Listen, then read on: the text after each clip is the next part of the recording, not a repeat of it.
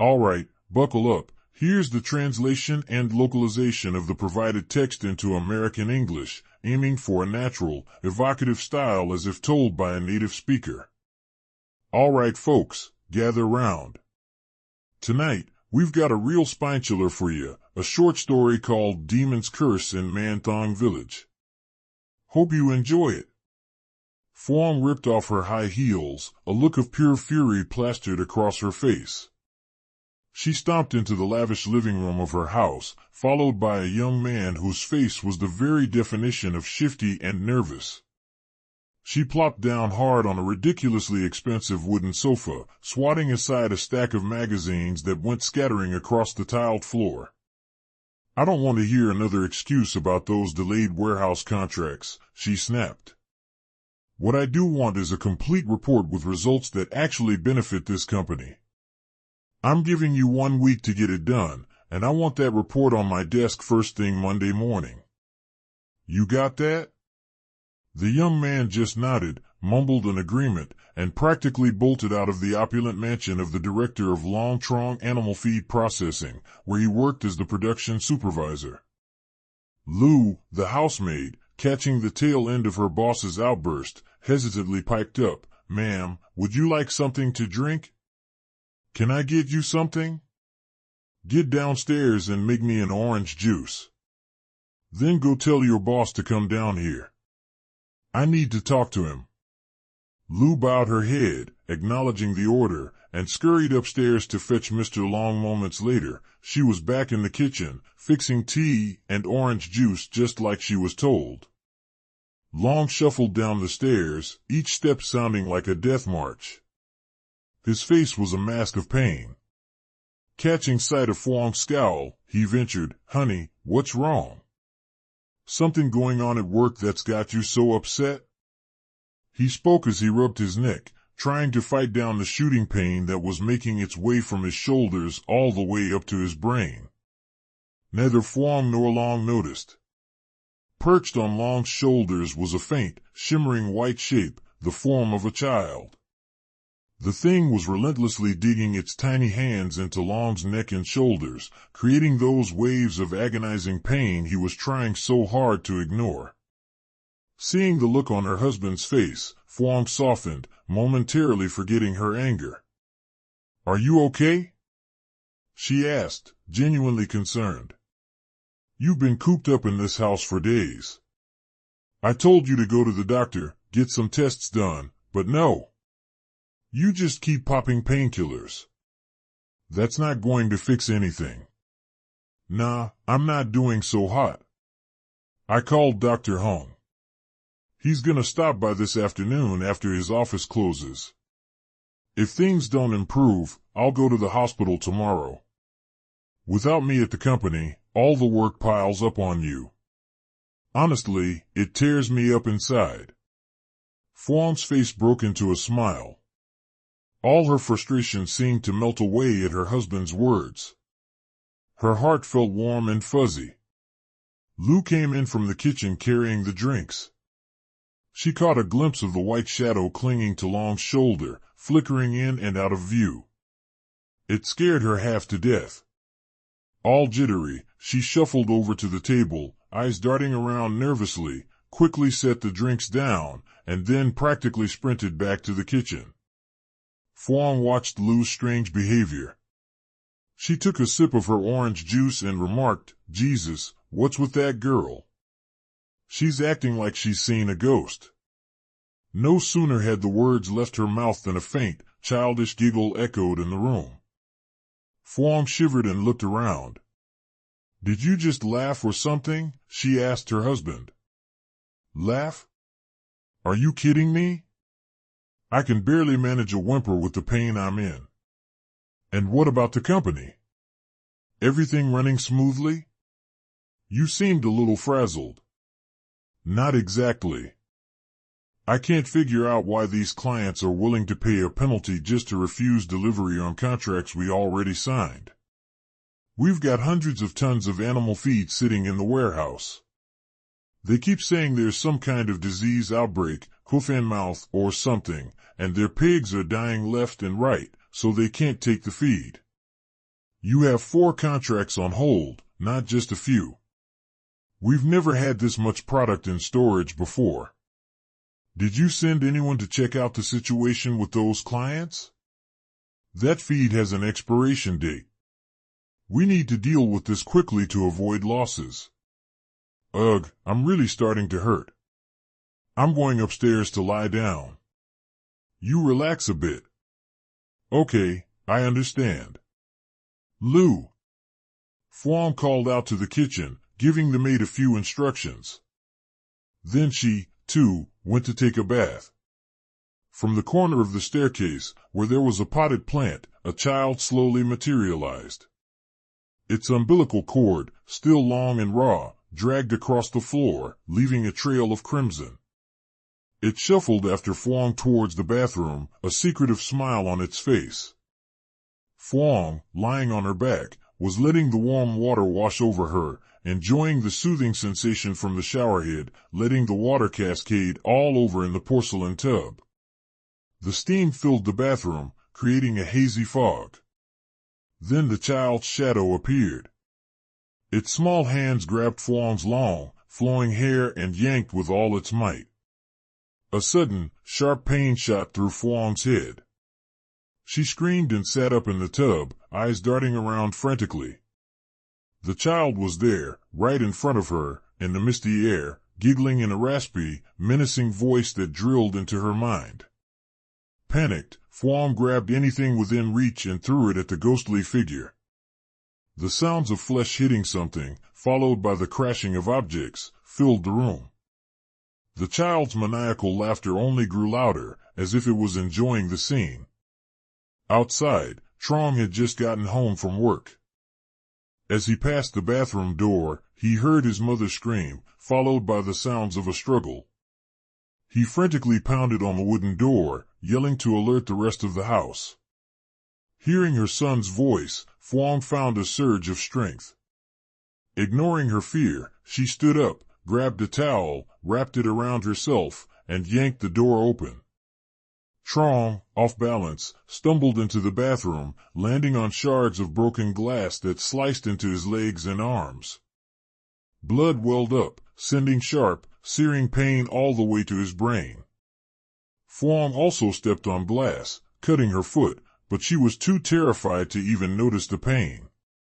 The ghostly child stood in the corner of the bathroom, watching with a mixture of amusement and hatred. Then it spoke, "This is so fun. Blood spilling. Playing with you guys is great. There's gonna be a whole lot more blood before this is over, just you wait." As the words faded away, the child's form dissolved into the steam. Long and the other house staff, hearing the commotion, came rushing to help. The maids, seeing the blood everywhere, didn't understand what was happening and nervously backed away. Long, worried about his wife and son, rushed over to assess the situation. Dr. Hung, who had arrived to examine Long, immediately began bandaging the wounds on Trong and Phuong and stopped the bleeding. Phuong kept quiet about the strange events in the bathroom, not breathing a word to anyone. When Long pressed her, she brushed it off with vague answers. While Dr. Hung was examining Long in the bedroom upstairs, a young, dark-skinned man, a member of the household staff, rushed into the living room with urgent news. "Ma'am, something's happening at the pig farm. The pigs that are about to be sold are acting up. They haven't eaten all day. They're running around like crazy, trampling each other, and squealing like mad." The news of disease outbreaks on neighboring farms had already been keeping Phuong up at night, as it meant a large amount of her animal feed was stuck in storage. Now, a new shock, the very real possibility that her own pig farm was infected and she was about to lose everything. Phuong went pale and nearly fainted, collapsing onto the sofa. "Take care of Mom for me," Trong told the maid, grabbing his jacket and hurrying out to the pig farm, stomach growling with hunger since he hadn't even eaten dinner. Trong stood outside the pig farm, observing the scene. After hours of frantic running, the pigs, some weighing nearly 200 pounds, were lying on the ground, panting heavily, foam bubbling from their mouths. Trong collapsed to the ground, head in his hands, feeling helpless. From a dark corner of the farm, a man saw what was happening. He flicked away the cigarette he was smoking and ran over to the young boss, saying with worry, "We're gonna lose everything, boss. Our pigs might have hoof-and-mouth disease." Soon after, a team of inspectors from the veterinary services arrived, began filling out paperwork, and quarantined the farm. A farm with thousands of pigs ready for market was shut down due to infection. To contain the outbreak, workers in protective suits sprayed disinfectant throughout the farm. Only one area, where the breeding pigs were kept in strict isolation, remained healthy. All 1,000 of the other pigs had to be destroyed. The disease outbreak forced the Phuong farm to be quarantined for an extended period for cleaning and disinfection. The Long family saw it as a business setback. They didn't know the outbreak was sabotaged by an enemy connected to the spirit of the child haunting their mansion. The vengeful spirit of the child with the umbilical cord still attached. Inside the Long house, it appeared more and more often. Its mischievousness caused the servants to quit one by one. Within a month, only 2 remained, Lu, the cook, and Nam, the handyman, who had difficult family situations and were forced to stay for the meager wages. Phuong, once radiant, became gaunt and haggard from sleepless nights, tormented by the child. One day, while praying at a temple for divine protection, she met a middle-aged, seemingly pious man named Mung who claimed to be a Feng Shui master living near her mansion in Sa-Dec City. Phuong accepted his invitation to visit his hermitage. After she settled in and had a sip of tea, Master Mung spoke up. "Ah, you are suffering from negative energy because your house is haunted by a mischievous spirit." He paused. "If I'm right, then I will continue." Phuong was overjoyed, quickly confirming, "Yes, that's exactly what's been happening. For about a month, strange things have been happening in my house. I keep dreaming of a child torturing me. Sometimes it appears to me and my family, right? Yes, your aura is very dark. If you let this continue, you will get sick or be killed in the way the spirit wants. Not to mention, your business is failing badly. Is that right?" Phuong's eyes widened. She stared at the man, nodding vigorously, completely in awe. This man seemed to know everything that was happening in her house, as if he lived there himself. The conversation went on for a while. Phuong nodded in agreement. Before leaving, she repeated, "Yes, I'm entrusting everything to you. I will do exactly as you say." Far away in Thap Moi district, deep within a rock-strewn path with vast lotus fields, a young girl named Dung was lovingly kissing her boyfriend, Trong. Dung coyly pushed Trong away. Her bare feet ran across the grass. Trong laughed happily. Trong quickly picked a lotus flower and chased after her. "Hey! Wait for me!" He caught up, wrapped his arms around her, and handed her the flower. Their love was as pink as the lotus. After they'd gone too far, they walked back hand in hand, as the evening sky turned dark. As they passed a small wooden house, Trong shivered. He asked, "Who does this house belong to?" "It's on your property, but it doesn't look like anyone lives there. My mom and I used to live in this house. The one next to it is my uncle's. He went away to work, so he let my mom and I live here. But don't worry, my mom still takes care of the ancestors here." "Oh, I was just curious." "No worries." Trong was hiding his feelings. He felt uneasy. They walked a bit further until they reached Dung's house. Lien, Dung's mom, was washing clothes by the lake. She heard her daughter's laughter and called out, "Dung, is that you? I'm putting these clothes in the wash. I'll hang them when they are ready." Before she could move, Trong walked to her side. Let me help you. You should go inside and relax. Dung smiled at her mom. Then the two women walked inside to make dinner. They sat at the table with simple dishes. Dung put rice in her mom's bowl and quietly spoke, "Trong is driving back to Sadek later. His family had an emergency." Lien looked at Trong. He was smiling at Dung. They seemed happy. Lien had been young once and snuck out to see her boyfriend, so she understood. Trong's family lived in Sa December. He'd met Dung and fallen in love with her. Their love had only just begun, but they'd crossed the line. Lien didn't know. She just thought they were dating. In her heart, she felt uneasy. After dinner, Trong drove away. Lien's house disappeared into the night. Phuong arrived at Master Mung's house early, feeling anxious. She was here to take a very powerful charm to protect her home from the evil spirits.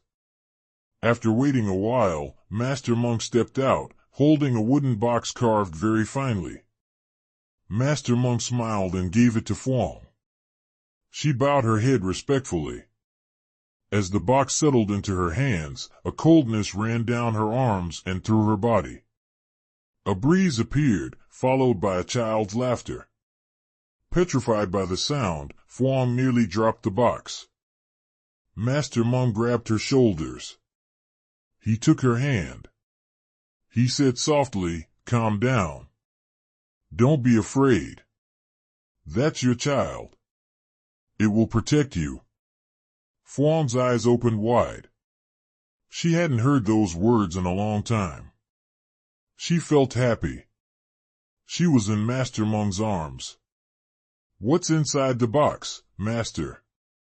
Master Mung knew that Phuong was hooked. He put his hands all over her. "This is a wooden doll named Quan. Call it baby. Treat it like your own child. It will protect you and help you in business. It will give you anything you want." "Really? What do I do with it?" "Take it home and give it a small room. Right on the dot at 9 a.m. and 9 p.m., you're going to give it a bowl of animal blood. Any kind is fine, except for rooster blood and black dog blood, got it?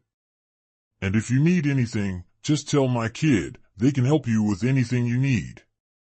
No sooner had the words faded than that sly old Mung plastered his thick, tobacco-stained lips onto Mrs. Feng and gave her a sloppy kiss.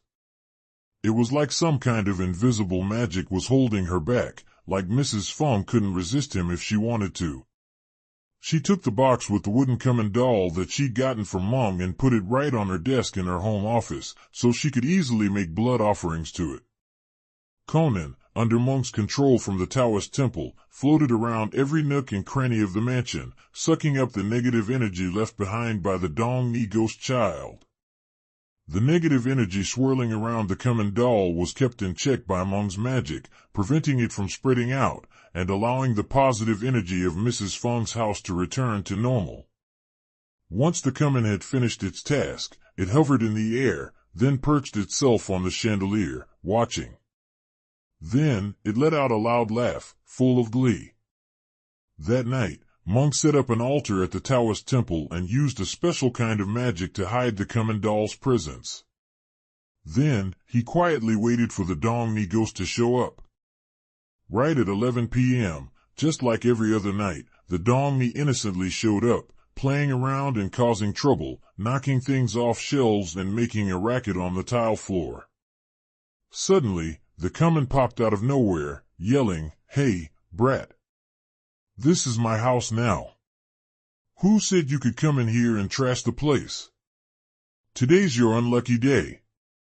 Before he could finish, the Kumanthong dove down from above, using its arms, stiff as iron bars, to tear the ghost child Dong Ni in half.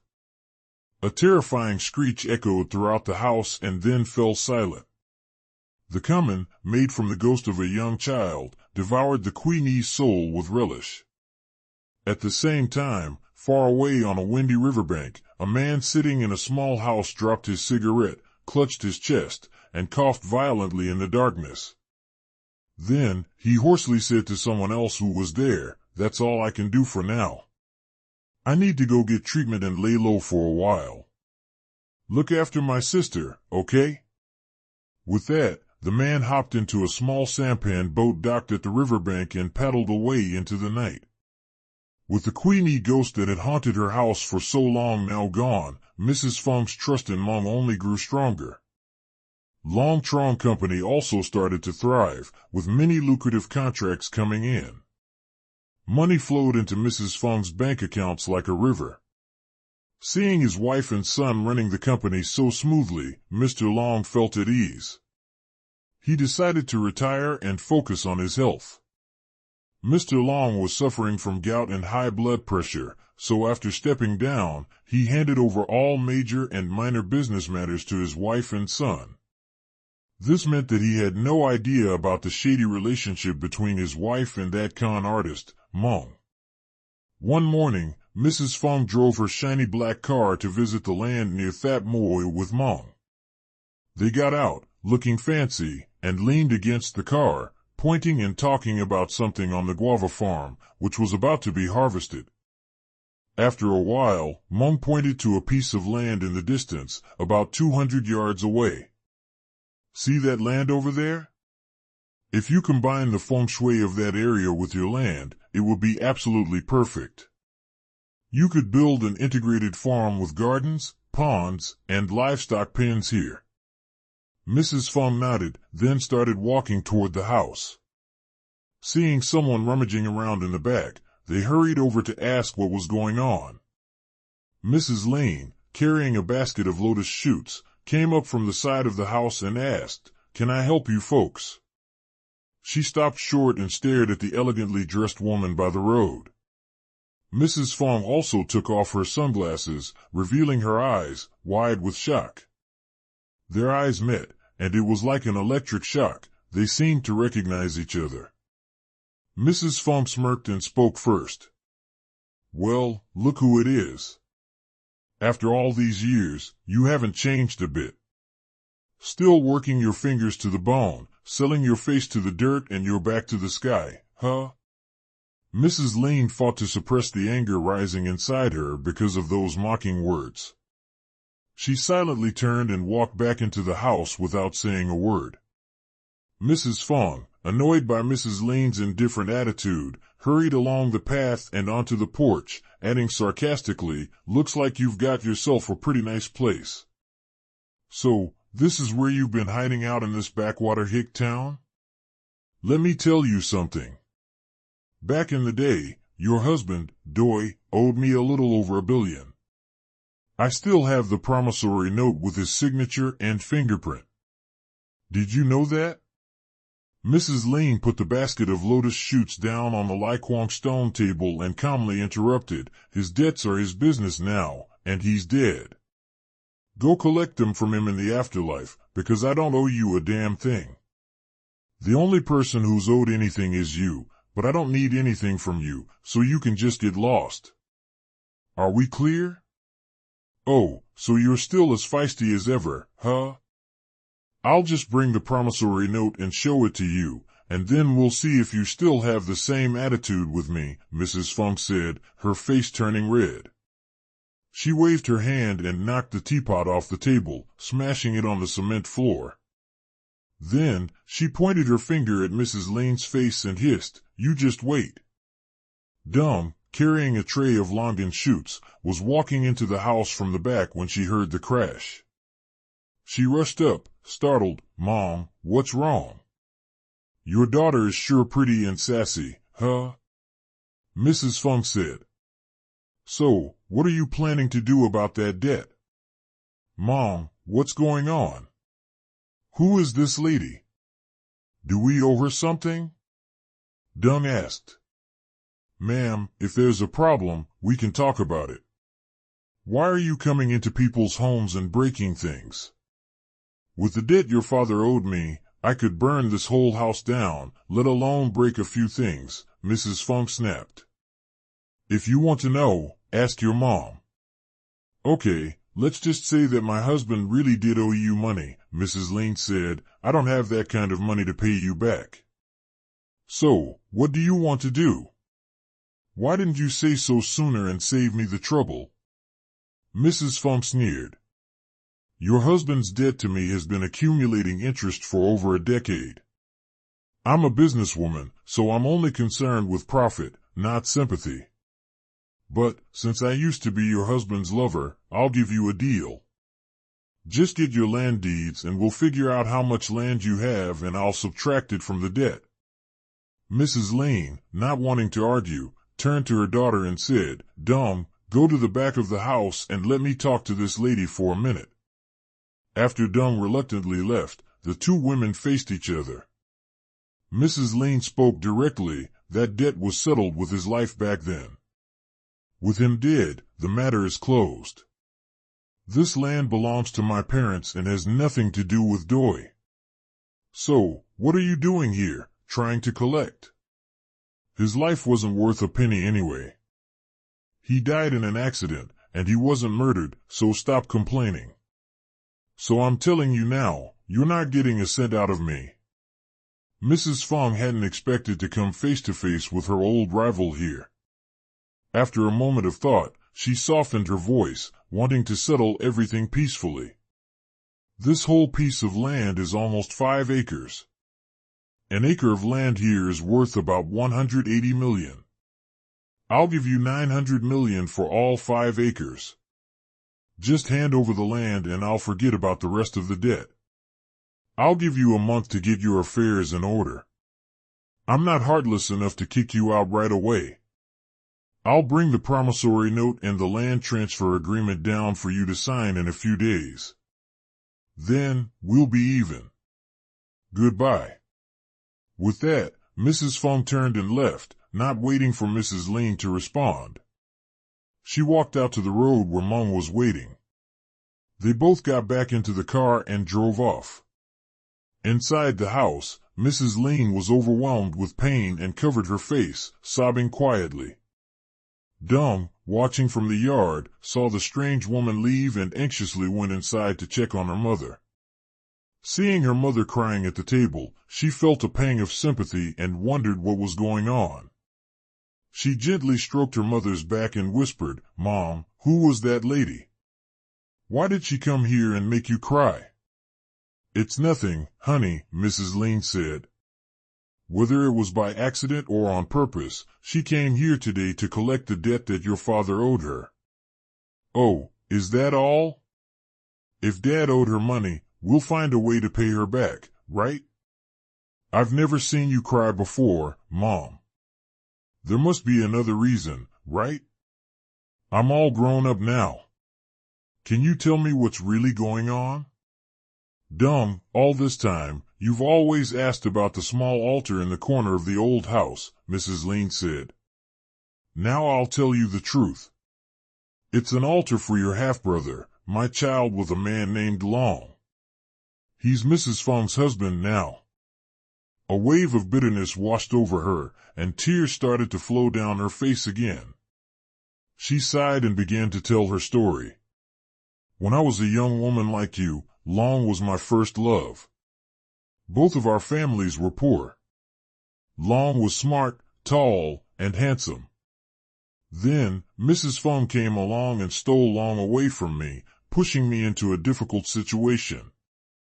With me pregnant, I had to run away from that place so that my parents wouldn't have to suffer the shame of having a daughter with a child out of wedlock on the day Long got married to Feng. But it didn't stop there. Mrs. Feng was cruel and took advantage of her power. She hired someone to knock my bike down into a field, causing me to have a miscarriage. That's the story, honey. And what about that debt? How much money do we owe her? Dung asked. Back in the day, your father was a famous Feng Shui master in the area. He earned a lot of money, but he was addicted to gambling and betting. Long and Feng's family was already well off. When they were building their house, they invited your father to come and look at the Feng Shui. He charged a high price and gambled it all away, and even borrowed money from them. The debt grew to $1 billion, and he couldn't pay it back, so he went into hiding. Mrs. Feng sent people after him. One time, when he was hiding, Mrs. Feng's people found him. He panicked and didn't look before running, and was hit by a tractor on the highway. At that time, I was still in my postpartum month at your uncle's house. That's the story. $1 billion in debt. We could sell everything we owned and still not be able to pay it off, Dung said. What are we going to do, Mom? I'll think about it, Mrs. Lien said. Over half a month later, at Sa Dec, Mrs. Feng's shiny black Camry pulled up. Mrs. Feng got out. Mr. Man, a loyal employee, hurried out to greet her with an umbrella. Before he could open it, Mrs. Feng snapped, sounding annoyed, "Forget it. Just go inside and tell someone who's free to make me a glass of orange juice and bring it out to the gazebo." "Yes, ma'am." "You relax and I'll bring it right out." Mrs. Feng elegantly walked into the yard on her high heels. A few minutes later, Trong brought out the glass of orange juice and placed it on the stone table. He asked gently, "Mom, are you not feeling well? I can take you to the doctor." "Oh, you're back from your business trip, honey?" "I'm fine. I just ran into some trouble at work. Come sit here. I want to talk to you about something." Trong sat down on the wooden bench across from his mother and waited quietly. While Mrs. Feng was enjoying her orange juice, her face softened a little. "I've been pushing you to get married, and you said you have a girlfriend," she said. "Why haven't you brought her home to meet us yet?" "Yeah, well, it's time. I'll arrange to bring her to meet you guys in the next few days." Mrs. Feng had repeatedly emphasized the importance of marrying someone from a similar social class, and Trong was hesitant about his relationship with Dung. He didn't know how to present it to get his mother's approval. Trong also knew that Dung was pregnant, and he had planned to keep it a secret. If Mrs. Feng didn't agree to let them get married, he would take care of Dung after she gave birth and then figure things out later. It took Trong over a week of careful thought and discussion with Dung before he decided to bring her home to meet his family. Dung, innocent and naive, was excited and looked forward to the day that Trong would bring her to meet his parents, unaware that a storm was brewing and waiting for her to step into it. Mrs. Lien was constantly worried. She had decided to hand over all of her family's land to Mrs. Feng to pay off the debt. She was only keeping a few acres where her parents and late husband were buried. Time flew by, and the day came when Dung wore a new rose-colored dress and, hand in hand with Trong, walked through the gates of the mansion in the city of Sa Dec to meet her future in-laws. Mr. Long and Mrs. Feng were home that day, waiting in the living room. As soon as Dung appeared, Mrs. Feng stood up and started screaming, without any restraint or politeness. "So, this is the girl, huh? You and your mother are scheming to sneak into this house and steal my family's fortune, aren't you? Don't think you can fool me." "Mom, what are you saying? That's not fair," Trong protested. "Dung's family might not be as wealthy as ours, but I think she's more genuine than all those fake people you've been trying to set me up with." "Shut up. Everything you've got is a result of me and your father back-breaking work. This did not fall out of the sky. This is not heaven. You are not getting any freebies. And you want to bring someone like her in here so she can take over everything I've worked for?" Dung was stunned when she realized that the woman who had come to demand the huge debt at her house a month ago was now her future mother-in-law, the woman she had always looked forward to meeting. She stood frozen, clutching the hem of her shirt, trying to stop the tears from falling. Trong looked around, confused, first at Dung and then at his mother. Mr. Long, who didn't know what was going on, just sat there like a statue, watching the people in front of him. The son-in-law meeting had turned into a reunion of enemies. Mr. Long decided to break the tension for Trong. "What's going on, Feng? You can talk it out." The girl just walked in the door, and you're already saying all kinds of crazy things. Oh, of course. Maybe I should state it loud and clear. Let me inform you politely. Mrs. Feng said. That is the daughter of Lien, your old lover, with that con man named Doi. Then she turned to Dung. Are you deaf, you little skank, or did you lose your self-respect along the way? Why are you still standing there? Get out of here right now. There's not going to be any marriage with someone like you. Mr. Long's expression changed, and he angrily stood up and shouted, Feng. Do you have no respect for me at all? If that's how it's going to be, then you can handle all the big and small matters in this house yourself from now on. Don't ask me to participate. With that, he went up to his room and locked the door. Dung felt humiliated. She ran out of the living room, suffocating in the smell of money and the hateful words that Mrs. Feng had just thrown at her. Thunder rumbled in the sky, and before the rain could fall, Dung's bitter tears were already flowing, soaking her chest. Trong ignored his mother's shouts and ran after her. After a few minutes, he found Dung crying by the side of the road.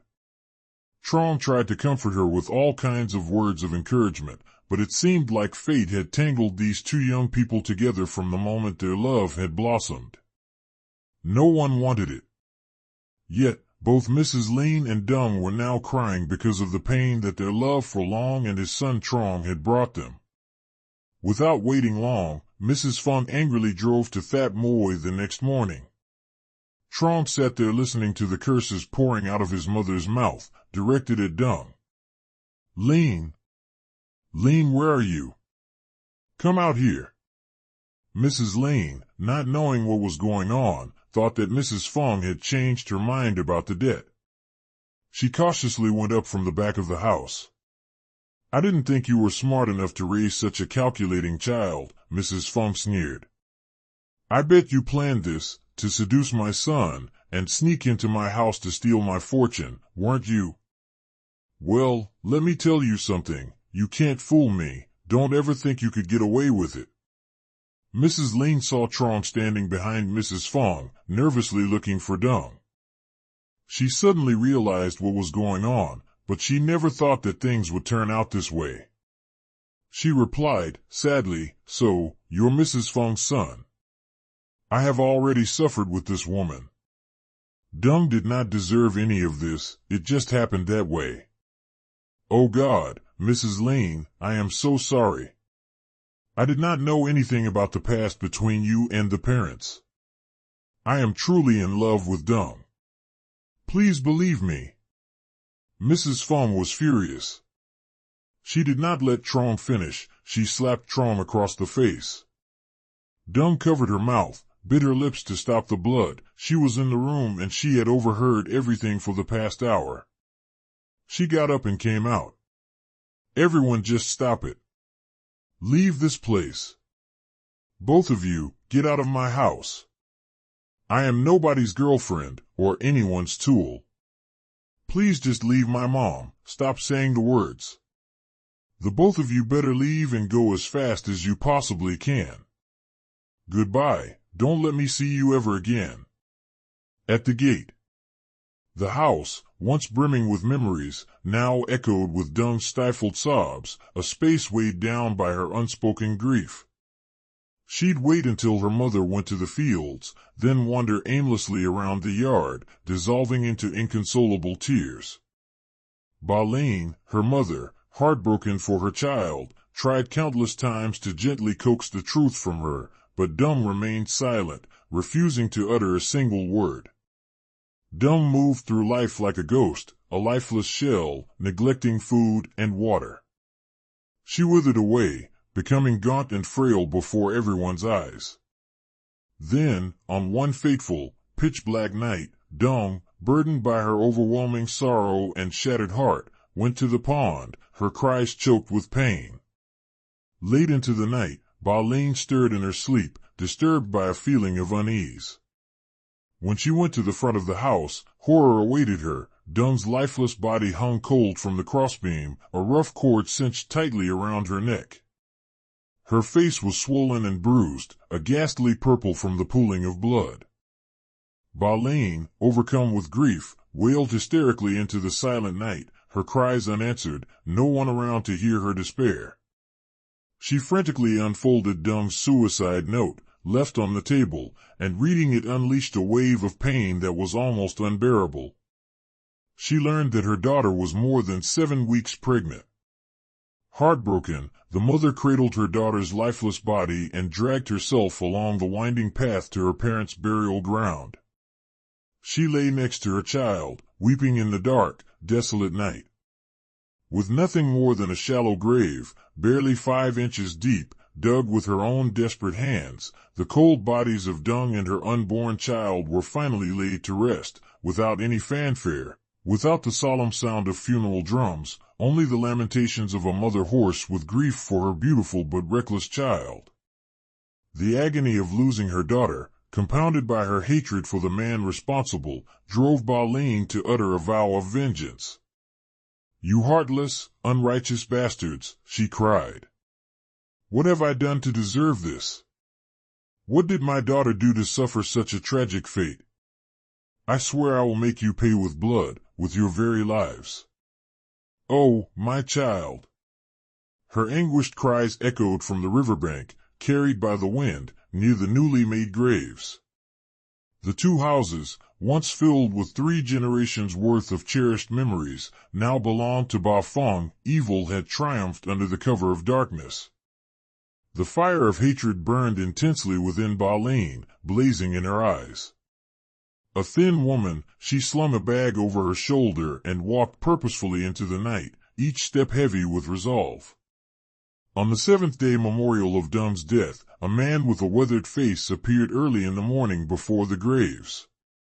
He placed a bouquet of white chrysanthemums on Dung's fresh mound of earth. Moments later, Lien arrived, slowly approaching the man, and said with a sob, "Sister, I brought misfortune, even to Dung. What greater pain can there be than to have your own child and grandchild murdered? Please, help me just this one more time. As you know, Feng is supported by a powerful sorcerer. She should have been punished long before she harmed Dung. It's my fault for being weak and indecisive, for not acting decisively enough. Now, in her mansion, she keeps a very strong Kumanthong. This sorcerer is powerful. His protective spell has been strengthened to the point where my daughter was killed a 2nd time, and I'm helpless. This time, if you want to fulfill my wish, you have to use all your power, even forbidden magic." Lien was stunned by her younger brother's words. Dung's youngest uncle was also a sorcerer. Balak, the man who had created the Queenie, which haunted Feng's house, had returned. He reiterated, "If I use this forbidden art, the price you have to pay will be extremely high. We could both die. Are you still determined to go through with it?" Lien gripped his shirt, tears streaming down her face, and nodded firmly. The 2 siblings embraced, each weeping silently. Balak said quietly, "Before that old witch meddles with our land any further, you should return to your herbal medicine garden on the side of our old house and dig up the special plant I gave you. Bring it here to me. It's time to use it." While Lien returned home, Balak used a curved knife to dig a hole the size of a basket on Dung's grave. When he touched the cotton clothes of Dung's buried body, Balak stopped. The intense smell of death assaulted his nostrils. Balak turned away, pouring the entire bottle of green oil into a handkerchief and pressing it tightly against his nose. Dung's spirit appeared, weeping softly and covering her face. "Foolish daughter, causing mother and uncle so much pain. I'm sorry." Balak paused, listening to the lament of his ill-fated niece. Then, he continued his work, his voice now sharp and cold. "Music, I will do everything I can to ensure that your sacrifice is not in vain. With the tip of his knife, he cut through the cloth, exposing the decaying flesh of Dung's abdomen. He made a deep gash on her stomach, then covered it temporarily with dirt to hide it from Lien, and waited. After the two figures disappeared into the darkness on a small boat, a lush green plant was planted on Dung's grave. About 2 weeks after Dung's death, Lien's land was leveled. A sturdy pigsty was built with Y-shaped steel beams running along the perimeter of the land. At the end of the plot of land, a row of chicken coops made of raised wooden platforms was erected. In the middle of the land, a square pond was dug by an excavator and filled with water, ready for fish to be released. A complex of pigsties, ponds, and chicken coops was built, surrounded by high brick walls, according to the Feng Shui design that Mung drew for Phuong. Feng stood supervising the workers, completing the final stages of construction, preparing to put it into operation. Everything went smoothly, without any obstacles. Lak, under the guise of a worker, was also assigned to the new farm, continuing his work of raising pigs as before. At the inauguration ceremony, amidst the thick smoke of incense, Phuong fervently recited the prayer in front of dozens of workers, and Mung, somewhere in the crowd, a pair of eyes burned with hatred. That same night, by a windy riverbank, the faint light of the new moon shone down on the slender figure of Lien. She knelt beside the grave, surrounded by thick incense smoke. Hot red blood flowed from her wrist, soaking the dark green leaves of the plant planted about a week earlier. The roots of the plant, like a living organism, grew deep, piercing Dung's body, reaching directly into her womb, embracing the forming fetus as if it were the hand of a mother holding her child. Lak appeared, performing a ritual with a black cloth wrapped around his head.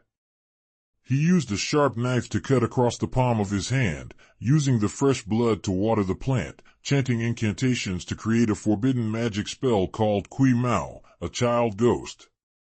A celestial blue aura appeared, floating gently around the plant, then hiding within it. Beads of sweat dripped down his face, soaking the brown T-shirt he was wearing, as he repeated the incantations.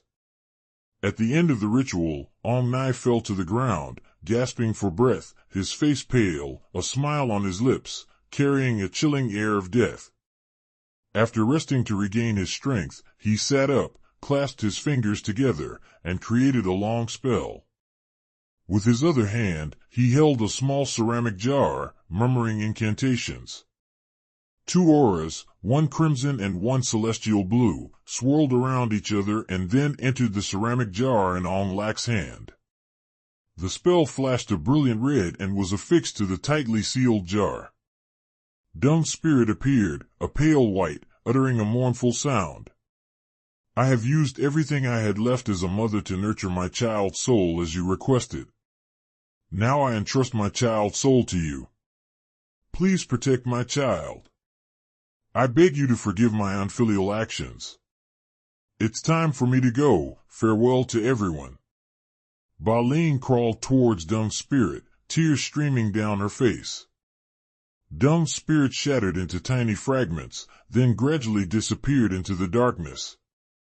Lak placed his hand on his sister's shoulder. She's gone far away now. Please stop grieving and try to fulfill her wishes. A clear child's voice rang out. Grandma, please don't cry anymore. Lak had used Dung's body to nourish the plant and used his own blood, along with Lien's, to imbue Dung's child's spirit with the thoughts of an adult. Through incantations for a week, the magic spell had been completed, and Dung's soul had vanished into the void. 2 old people were now exhausted. Lak carried the jar containing the ghost child, leading Lien into the silent night. In Sa-Dec City, in a private VIP room of a luxurious restaurant, Phuong was indulging in carnal pleasure with her lover, Mung. The floor was littered with cigarette butts and empty bottles of expensive foreign liquor. since Ba Feng brought the Kumanthong home to worship like a deity, and she was enchanted with a love spell by Mung, those stacks of money used to pay for these pleasurable diversions were no longer a stranger to Ba Feng. The image of a virtuous woman, diligently building an impressive fortune, was gradually disappearing. Meanwhile, Trong was swamped with work at the Long Trong Animal Feed Processing Company, handling everything alone due to Ba Feng's frequent absences. After trying to apologize to Ba Lien for everything, Trong discovered that both of Ba Lien's wooden houses had burned down. Ba Lien and Dung had disappeared without a trace. Trong returned with a broken heart, only to be tied to his work at the company by Ba Feng, leaving him no time to search for Ba Lien and Dung. At the large mansion, Long suffered from agonizing pain caused by gout. Physically, for a long time, the Kumanthong had been present in the house, everywhere, clinging to Long like his only loved one. This made Long's spirit decline sharply. His mind was sometimes awake, sometimes not. Like today, he was lying delirious in bed with a fever due to a sudden increase in blood pressure. The Kumanthong appeared with an extremely adorable appearance. It was holding a ball in its hand, letting it drop freely onto the floor, making noises, then saying in a clear voice, "Dad, wake up and play with me. Why do you keep sleeping? I'm bored playing alone. Mom keeps leaving me." Long was awakened by the thumping sound. Along with the Kumanthong's voice, he struggled to open his eyes. When he saw the Kumanthong standing next to the head of the bed, he panicked and jumped back, screaming in his confusion, You go away, you're not my child. Stop haunting me, get out, demon." The Kumanthong was happy with an innocent face, because it thought Long was waking up to play with it like always. It had the mentality of a child. When it was scolded it started crying, creating a long, echoing sound. Then from an innocent, handsome face, it gradually revealed its demonic side, turning into a very scary demon. The Kumanthong's face turned ashen with a wide, red mouth full of sharp teeth. The furniture in the room was displaced, falling haphazardly to the floor. The fluorescent lights shattered, electricity sparking and crackling. Long was terrified, holding his head, cowering close to the headboard. The Kumanthong cried out, roaring loudly, then flew back, disappearing at the wooden door, leaving a sentence, "I hate you. If you don't play with me, I'm leaving." Lou heard the screaming from the owner's room, knowing that the little ghost in the house was stirring trouble again. She was very scared but also worried about her employer, so she reluctantly went upstairs and quickly opened the door. Lou was terrified by the chaotic scene inside. Long was screaming wildly on the bed. Lou quickly ran to hug him, soothing him like a poor child. The new workers couldn't last more than 2 days. They were all afraid and ran away. Only Lou, because she was too familiar with the presence of the Kumanthong in the house, was less afraid and still persisted. In the late night, under the flickering yellow streetlights, a person in tattered clothes, looking like a beggar, Ba Lien, looking pitiful, was holding the ceramic jar in her arms, trudging to Ba Feng's mansion and stopping. "You see this house, right? Later you will demand justice for Grandma here. Do you remember?" "I remember. Let's go home, Grandma. I'm hungry." A child's voice responded faintly. Then Ba Lien, with the appearance of a beggar, silently turned and left. A car with bright lights appeared on the road. In the car, Ba Feng happily drove home. After a night of pleasure with her lover, Ba Lien hid in a tree. "Have you seen the woman in that car? Remember, she is your target. Let's go home. Uncle already showed me her face." During the time he infiltrated and worked for Ba Feng's house, Lak, as an excellent worker with experience in raising pigs, had gradually climbed to the position of manager. Lak was transferred from the farm area in Thap Moi to the pig farm in Sa Deg near Ba Feng's house. He used his free time to monitor Ba Feng's every move, collecting evidence of her affair with Lao Mung, and continuously updating information about the Kumanthong that was being kept in that mansion. In a house covered with vines not far away, Ba Lien sat cross-legged, cradling the ceramic jar containing the ghost child spirit. "Grandma, I'm hungry. Grandma, give me food." Okay, you're hungry, right? Wait for Grandma a minute." She took a razor blade and cut across a line on her arm, which was covered with old and new scars, so that hot blood dripped into the ceramic jar. A dark blue aura appeared around the jar, absorbing all the blood that dripped from Ba Lien's arm.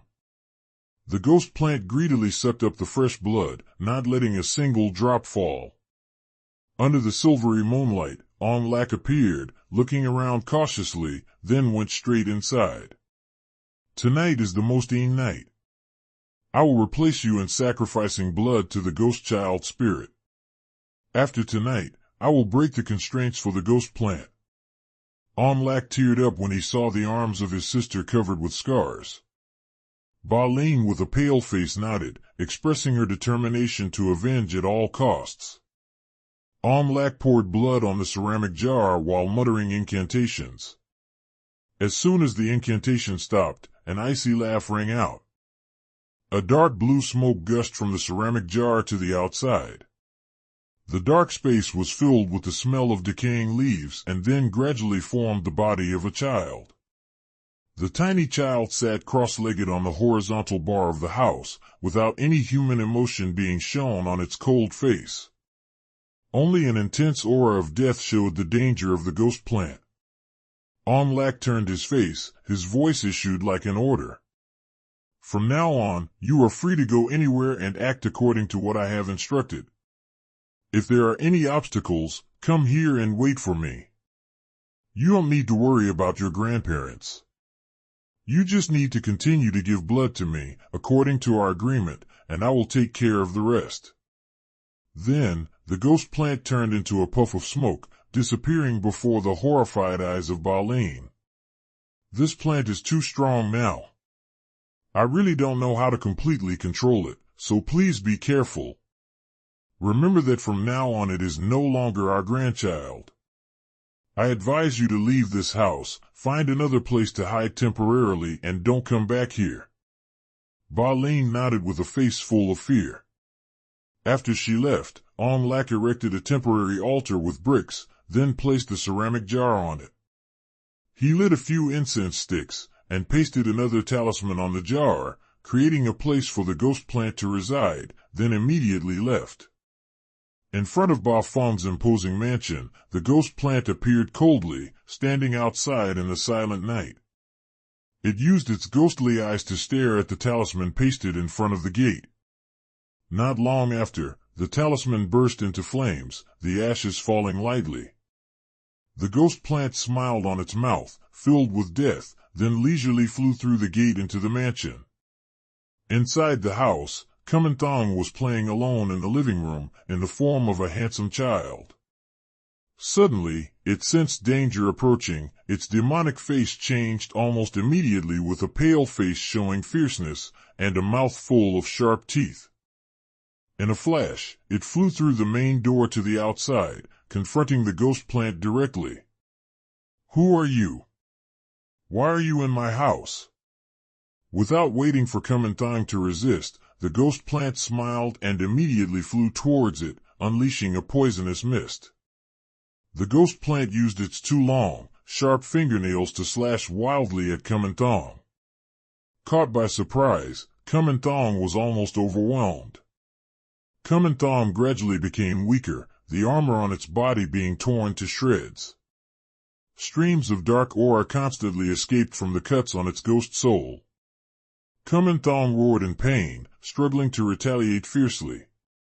Kumanthong gathered its strength, making its arms as hard as steel, and violently slammed them towards the ghost plant. Being fiercely resisted, the ghost plant flew out near the gate, laughing loudly. "You're tough too. Let's see how you can defeat me. Come here and play with me." Kumanthong, and the ghostly form of a 10-year-old was challenged by the ghost plant, which was only as high as a grown man's thigh. It flew out in anger. The ghost plant, in the form of a small child, was only about 2, yet it acted incredibly cunning. It was trained to possess the awareness of a fully grown, ghostly spirit. Fueled by the cunning nurtured through human blood and the blood of its sorcerer master, the demon child became utterly terrifying. It had discovered Kuman's weakness through its somewhat sluggish movements. Kuman was crafted from numerous pieces of wood, each meticulously inscribed with incantations, making it incredibly sturdy. However, it was nourished with animal blood, rendering it inferior in terms of demonic power and cunning. The demon child exploited its superior speed, transforming its long, umbilical cord into a whip-like tether. It darted around the man-made being, ensnaring it in a coil as unyielding as steel. Then, with sudden force, the coil tightened, immobilizing KH's spirit, leaving it to thrash about helplessly. "Let me go, you cur. Can't win fair, so you play dirty, huh? Release me." While bound, the demon child relentlessly assaulted Kuman, its 10 razor-sharp fingernails tearing and slashing with unrestrained ferocity. Simultaneously, back at his residence, the sorcerer Mung, while engrossed in incantations, was jolted awake by a searing pain in his chest, a consequence of the spell's backlash. This was due to the Kuman he had conjured from his own blood and incantations. The pain felt as if it were crushing the very heart throbbing in his chest. Mung gasped for air, each breath labored, before leaping to his feet and striding towards the shrine. Reasoning that Kuman was in grave danger, he immediately invoked his magic, amplifying Kan's power and summoning it back to the temple. A stream of scalding blood trickled from a gash in Mung's palm, dripping into a small cup on the altar. Meanwhile, Canon, gravely wounded and on the verge of spiritual disintegration, felt its form solidify as its power was amplified. Kan mustered its strength, unleashing a surge of demonic energy that shattered the steel-like umbilical cord binding it. It then fled, escaping the grounds of Ms. Feng's mansion. The demon child cackled maniacally, giving chase relentlessly.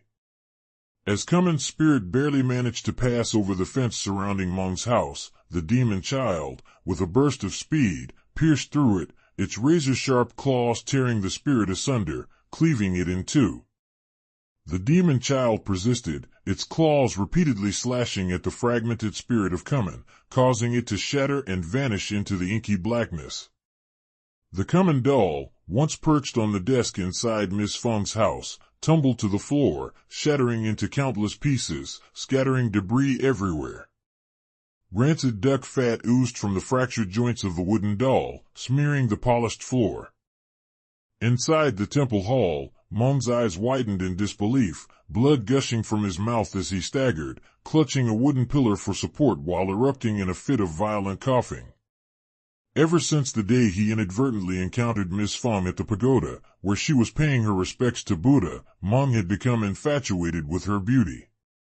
He recklessly violated numerous prohibitions of his sacred profession, forsaking his lofty virtues and profound spiritual discipline.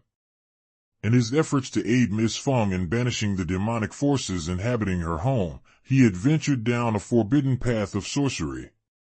Mung's ancestral spirits had long since abandoned his desecrated temple, no longer gracing the altar with their presence.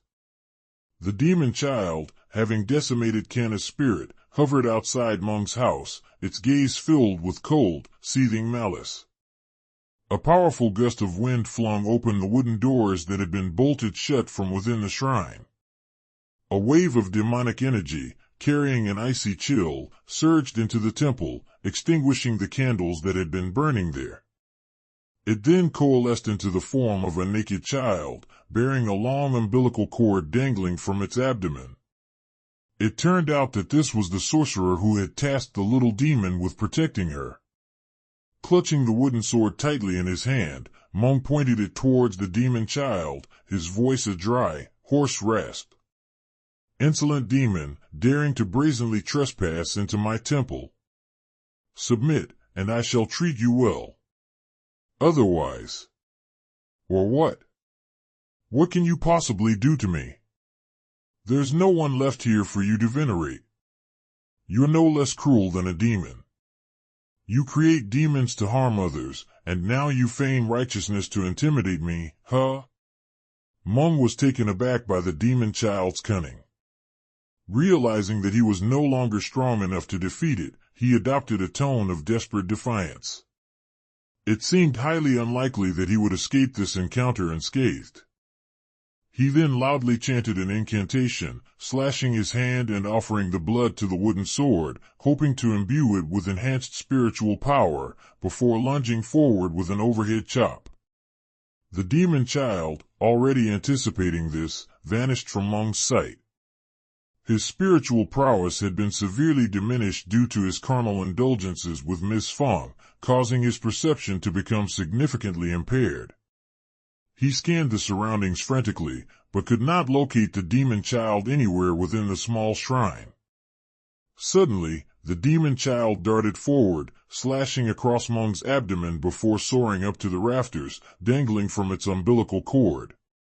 Its maniacal laughter echoed throughout the space, taunting the old man on the floor. Mung endured a searing pain that shot up his spine and into his brain. He staggered backward, collapsing to the ground, cold sweat pouring from his pale face.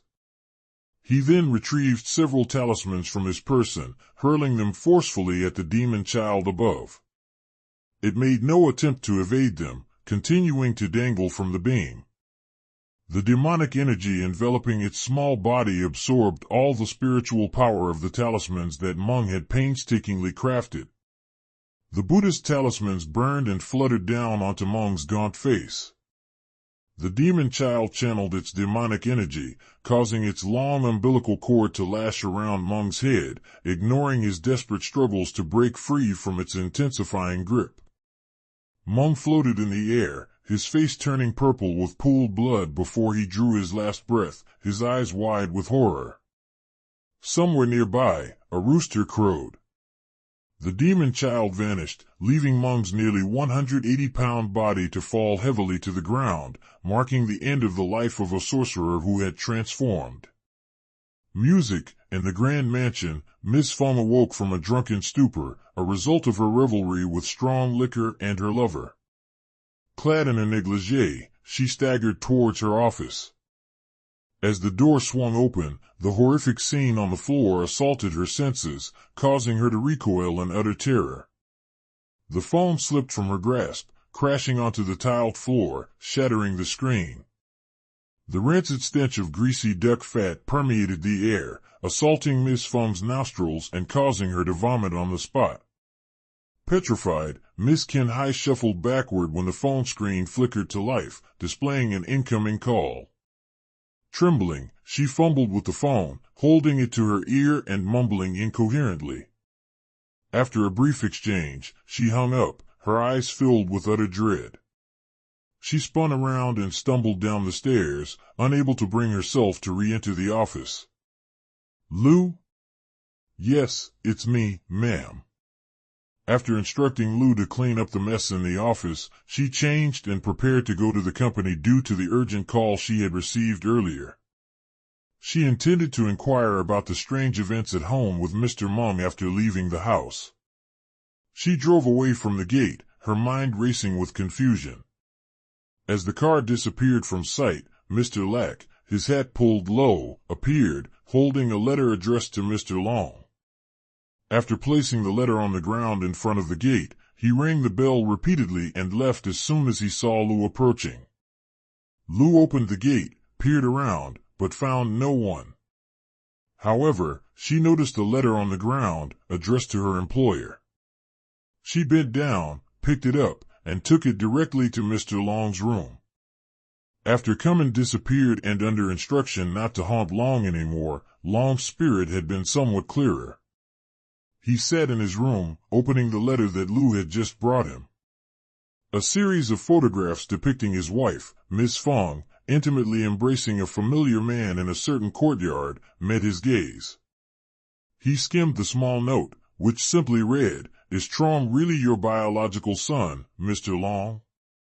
Just a challenging remark from someone, along with numerous photographs, sparked a thought in his mind that Miss Feng had been unfaithful. Thinking about the possibility that Trong wasn't his biological son, he clenched the photos in his fist until they crumpled. A dull ache in his chest appeared, and with a sudden surge in blood pressure, he clutched his chest and collapsed onto the bed, writhing in pain for a long time before losing consciousness. Trong paced back and forth in the company conference room, waiting for his mother to arrive. As Miss Feng appeared, Trong blurted out, "Mom, our pig farm is being hit by a plague again. The damage isn't significant this time because I detected it early. Come with me to resolve it right away, or it won't be good if it drags on." The mother and son arrived at the pig farm as the early morning sun began to peek through the horizon. After inspecting the situation, Miss Feng decided to promptly send all the remaining healthy pigs to the slaughterhouse that morning before the Department of Animal Health could conduct an inspection. Those slabs of pork were quickly placed on the shelves of the company's fresh food stores.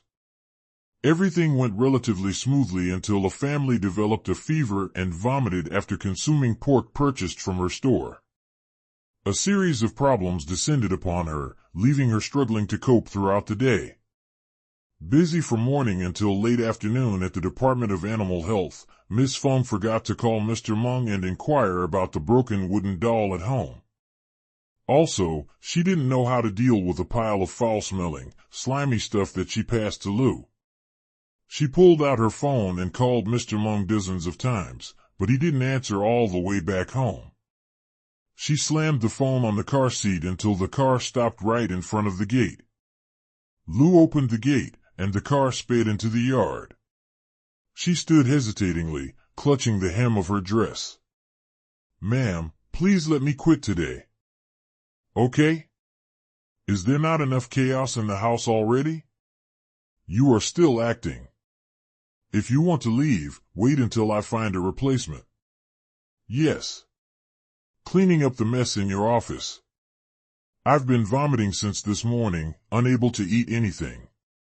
To be honest, I can't live in a scene like that anymore."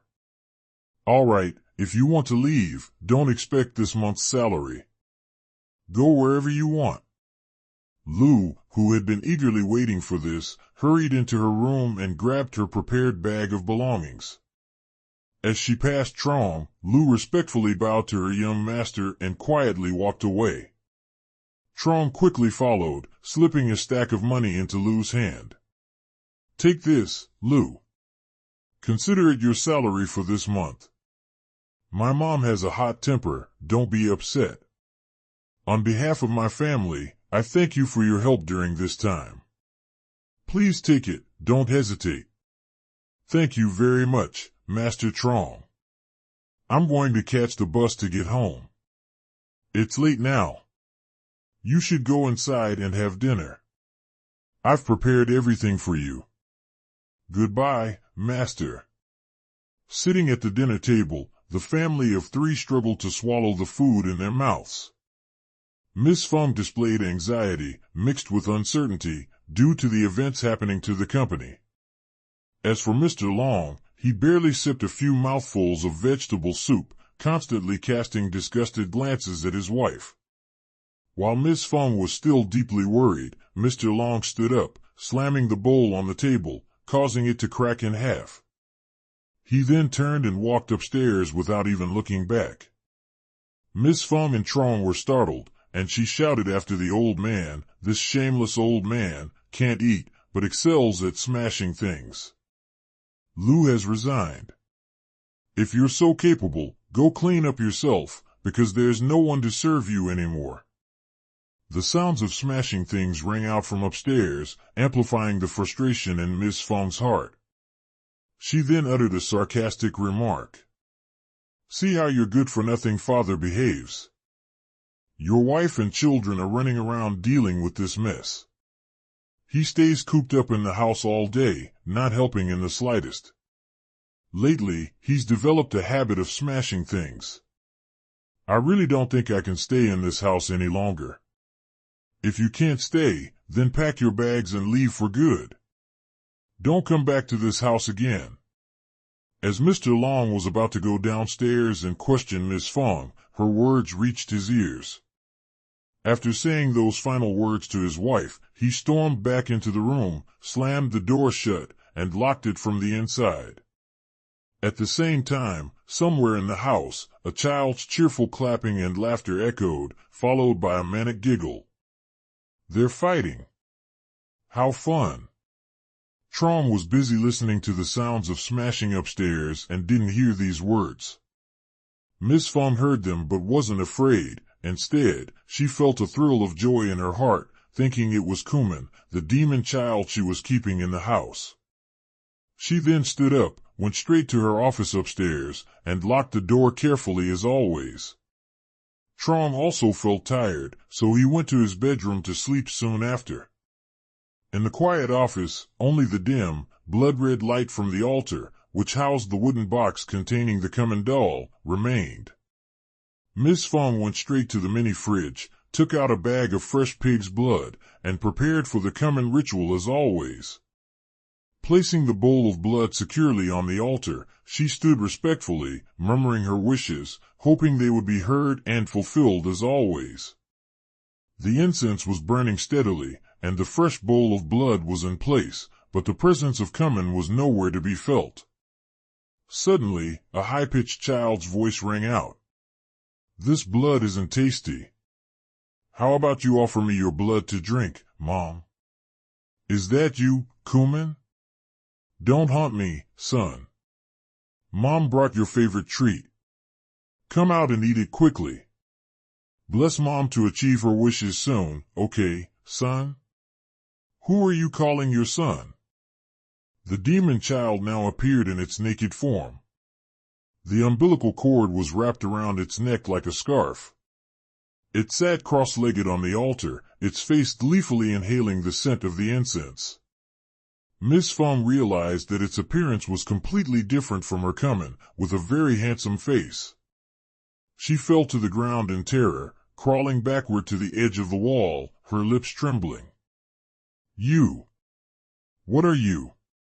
You're not my son. Get out of here. You demon! Where's my Kuman? Come and save me. That Kuman of yours was killed by me, along with that useless old fat man. How about I take you to reunite with him now?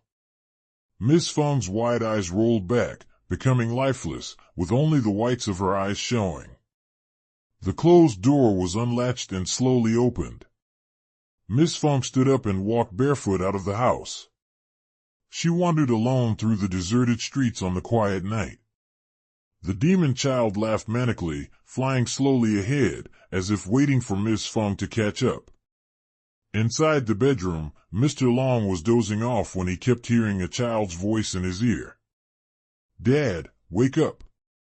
Your wife is about to cheat again. Hurry up. The voice echoed deep within his brain, urging him to wake up immediately. Then, he sat up, his eyes closed, and unconsciously stood up, heading towards the automatically opened door. He walked straight ahead, encountering no obstacles. Miss Feng, led by the demon child, arrived at the house of her lover, Mr. Mung. Right in the hall of the shrine, she took off the clothes she was wearing and wrapped herself around the cold, naked body of Mr. Mung. She kept kissing his face, which showed signs of decomposition.